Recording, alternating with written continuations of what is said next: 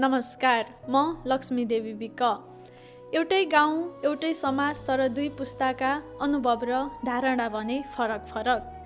एउटा पुस्ताले परम्परा, जिम्मेवारी बोकेको छ भने अर्को पुस्ताले सम्मानपूर्वक आफ्नो अधिकार, स्वास्थ्य र सुरक्षित जीवन खोजिरहेको छ।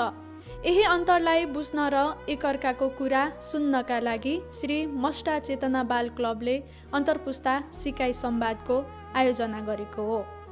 जब किशोरीहरूले आफ्नो मनको पीडा बोल्न थाले, शब्दभन्दा गहिरो उनीहरूको अनुभव बोलिरहेको थियो।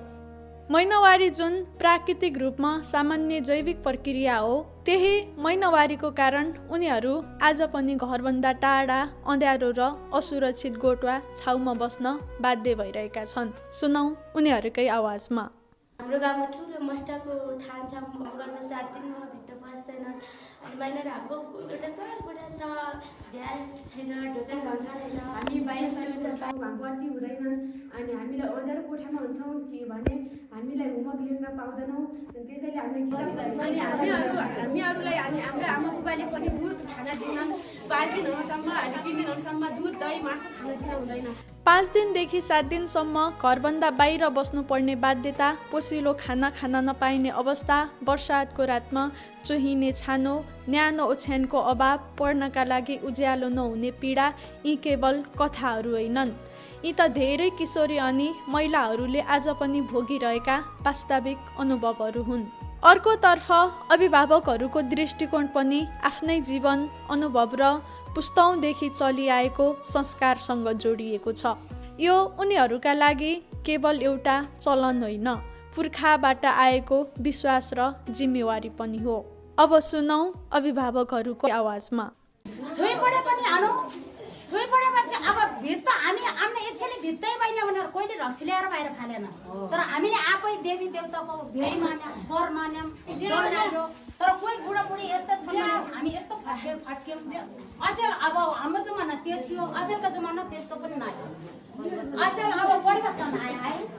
हामी उहिले यसरी टाढा भित्र बेडरुम पनि हामी पाउँदैन, प्याड भन्दा बट्टा भन्दा हामीले बेडरुम पनि पाउँदैन। परम्पराप्रतिको सम्मान हाम्रो समाजको पहिचान हो। तर कुनै पनि परम्पराले यदि आफ्नै छोरीको स्वास्थ्य, शिक्षा, सुरक्षा र सम्मानमा असर पुर्याउँछ भने त्यसबारे खुल्ला संवाद गर्नु समाजको दायित्व पनि हो। यस समुदायमा मष्टा देवताप्रतिको आस्था अत्यन्तै गहिरो रहेको छ।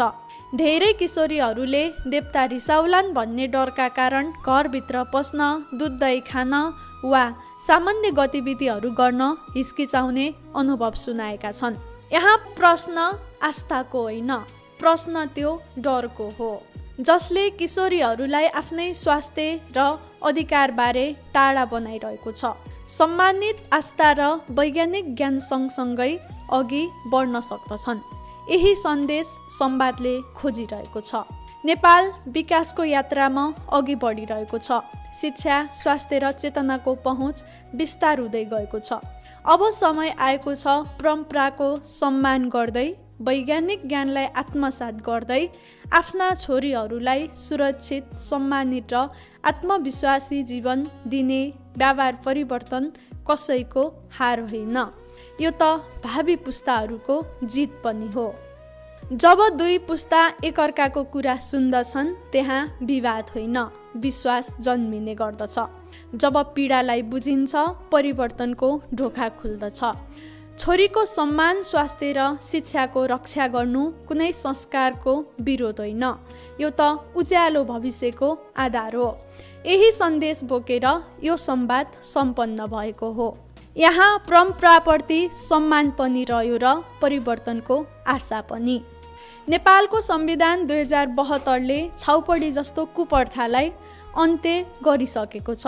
तर पनि हाम्रो गाउँ, समाज र ठाउँमा यसको जडो अझैसम्म गाडिरहेको छ। यसलाई अन्त्य गर्नका लागि तपाईँ, हामी, समुदाय, समाज सबै लागि पर्नु पर्दछ। हस्त, नमस्ते।